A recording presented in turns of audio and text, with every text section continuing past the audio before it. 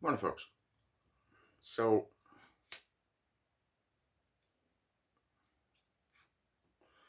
today I'm going to talk about dreams.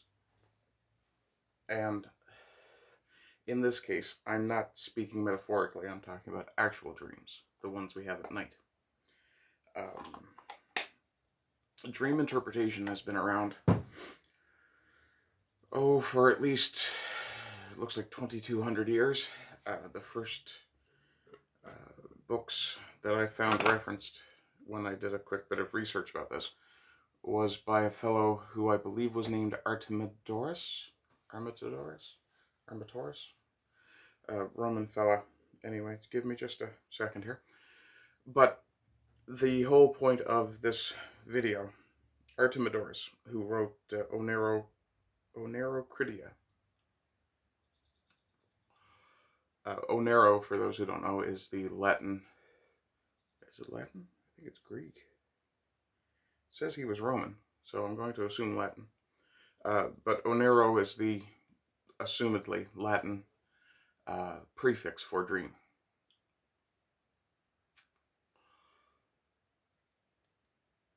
I'm going to get bogged down in the weeds if I keep that page open. Anyway, interpreting your dreams is a bit of a challenge. And a piece of advice I gave a friend yesterday was to not put too much stock in it. Because in a lot of cases, the things that happen in our dreams can be completely nonsensical and completely divorced from reality. By the same token, and which he reminded me, in some cases where people have unresolved traumas, dreams or nightmares will persist. And there's really only, one way, but it has several methods. One way to resolve unresolved trauma. You can either confront the source of the trauma, if that's available, if that's even feasible. In my case, much of the trauma that I've resolved and overcome was environmental in terms of the environment that I was in, rather than down to any particular individual. With unresolved trauma that stems from an individual's actions towards you, my suggestion would be to discuss to confront it, but not in a necessarily aggressive manner. And of course, if you're discussing this with someone who you value the relationship with, the topic has to be broached with a very high level of sensitivity and care. It may be helpful to say, look, I've got unresolved trauma about something that happened when I was younger, and I want to talk to you about it. That may be helpful. Then again, the person that you're attempting to discuss it with may have no interest and may wish to forget the incident altogether. So that can be a bit difficult. The other option is to move past it on your own, to I suppose, cognitively deal with it. I forget the exact term from psychology, but essentially you have to come to the understanding that the peace you can make with it may be all you can get from it. And in a lot of cases, it may simply be necessary to not put it out of your mind, not to ignore it, but to deal with it as best you can, to integrate it into your psyche the best you can for yourself, and try to move past it. Now, I know that's very difficult in severe trauma cases. For myself, my trauma, I don't think it was necessarily all that severe. Excuse me.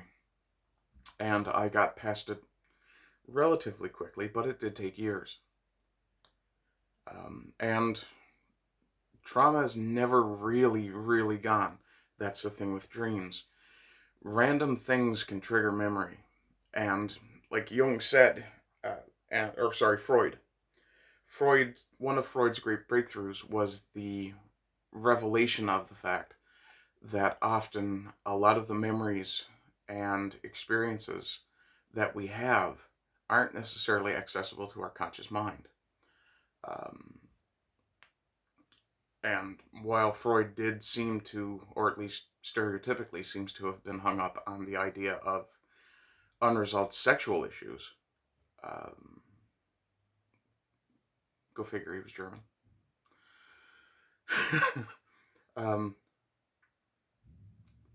No offense to any of my German followers, but you're a bunch of kinky bastards. Sorry, that's part of your reputation in the world. And we've all got cultural reputations to overcome. I'm a Newfoundlander. We're considered to be, the party people. It's not true for most of us. But if you're interpreting your dreams, the best thing you can do is, and the best interpreter of your dreams is always going to be you. You can look at other resources, use other people or other people's experiences as a guide, but keep in your head at all times,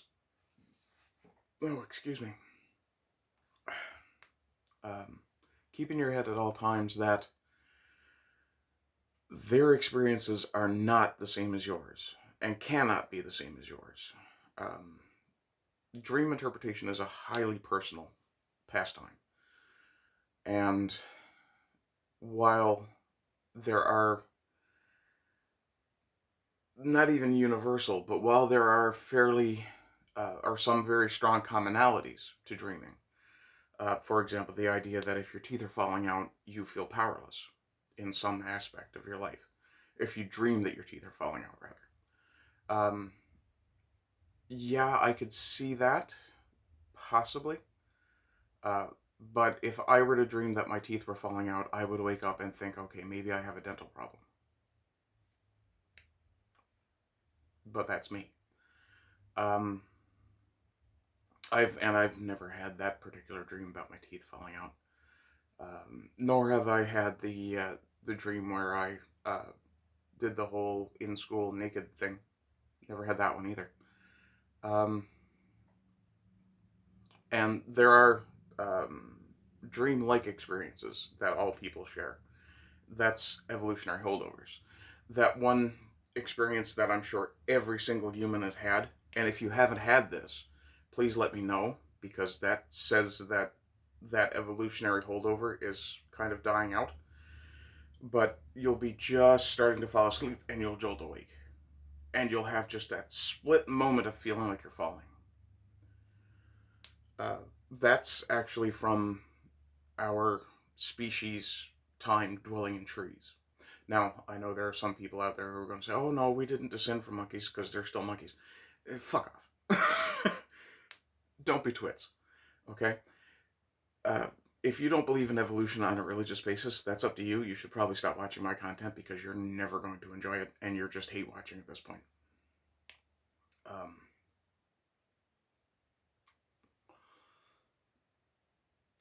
And to be clear, I don't want you to stop watching because I don't want you to watch because you're hate watching. I don't want to raise the level of negativity in the world. I try my best not to do that.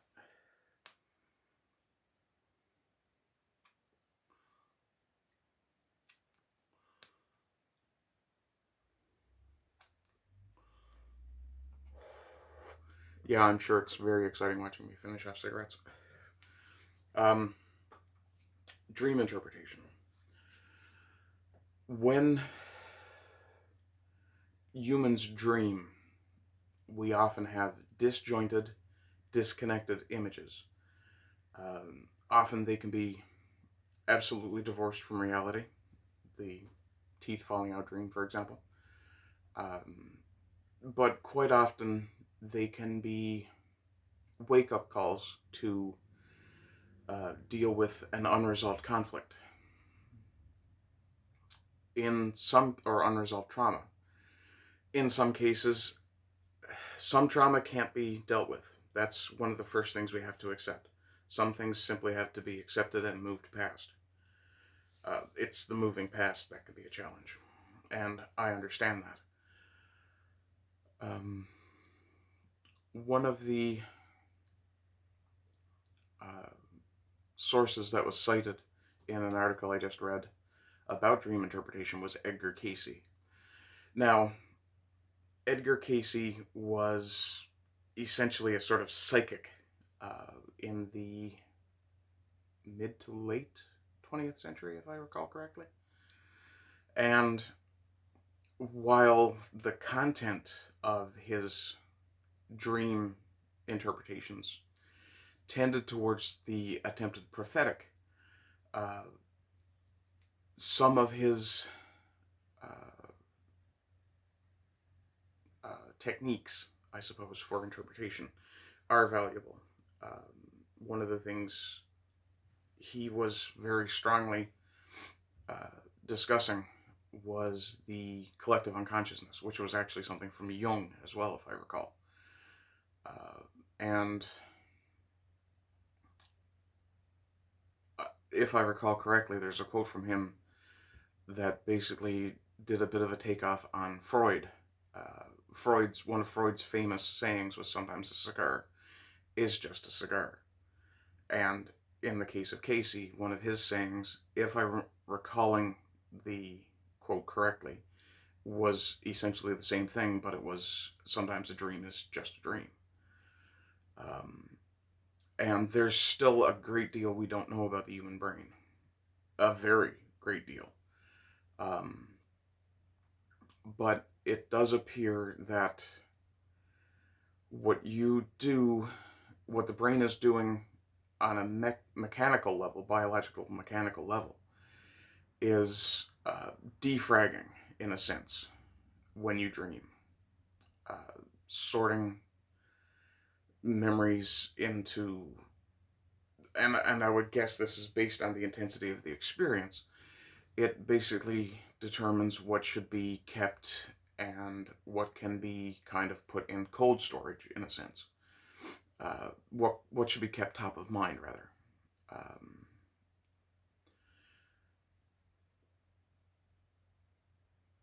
I think the human animal is extraordinarily well equipped by evolution for survival.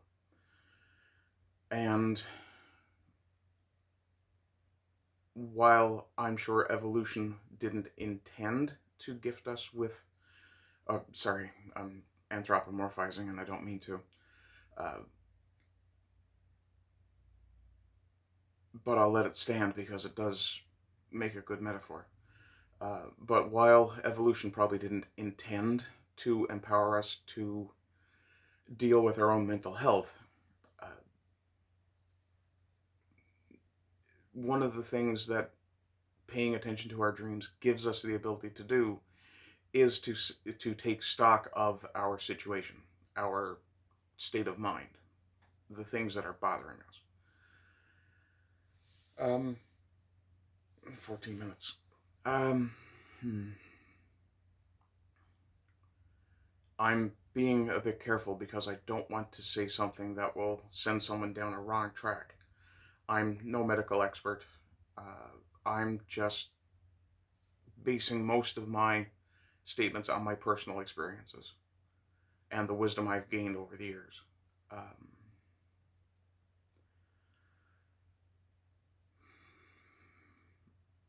By and large, we seem to be best equipped to help ourselves.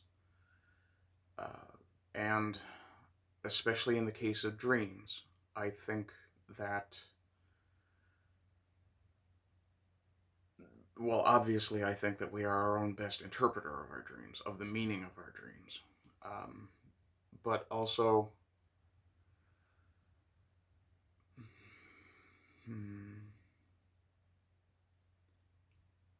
when it comes to how we relate our dreams to our waking life, there is a certain degree of caution to be taken, because something we dream about may not be the way we remember it. It may not be presented by our minds to our conscious. It may not be presented from our subconscious mind to our conscious mind in the way it actually happened. It may be, again, an interpretation of actual events.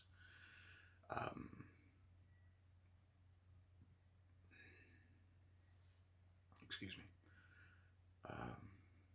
I'm floundering here at 16 minutes, so I'll just leave you with this.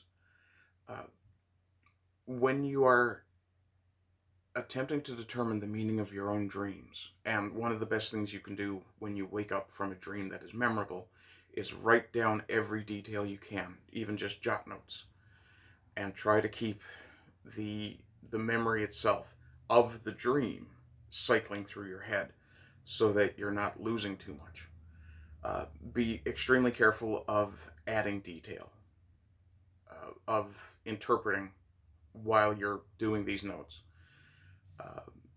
That can be very, very counterproductive. Other than that,